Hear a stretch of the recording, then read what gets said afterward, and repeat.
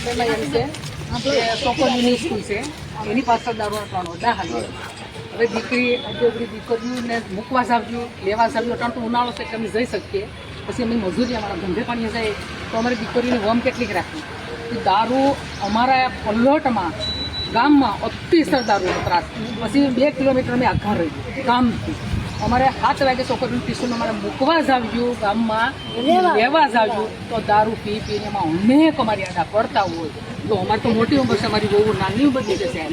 તો એ બી કે ન અમારી દીકરીઓ અમારે ભણાવ્યું કે ન ભણાવ્યું. એટલે દારૂની તમને આરે 8 વાગે લાગી દારૂનું તમે વહેલા મિત્યાનો દારૂ મુકાવો નકર એને છોડોમાં જિંદગી ભર તમે બોલો માં તમને એટલે અમે હાવ ત્રાસ પામી જશે. અમારે મજૂરી કરવી ને આવામાં દાખલા અમારે જોવાના. આ દીકરી ક્યાંક દારૂ પીને દાદી ઘેરે હતી, અમે બાજુમાં રહીએ.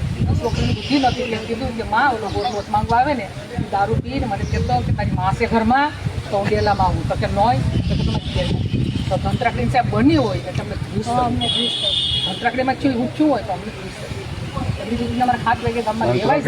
આપણા ગામમાં છું ને નાની દીકરીને અમારા ગામમાં લેવાઈ જાવી, અમારે રાતે મૂકવાઈ આવી, ત્યાં સુધી અમારે ભણાવ્યું કે રહેવાની મજૂરી હોય ને મજૂરી ન ભણાવ્યું તમારી દીકરીનો કોઈ મોટી થઈ આઠનો સારું શું કરવાનું. એટલે અમારા ગામમાં ભલા થઈને તમે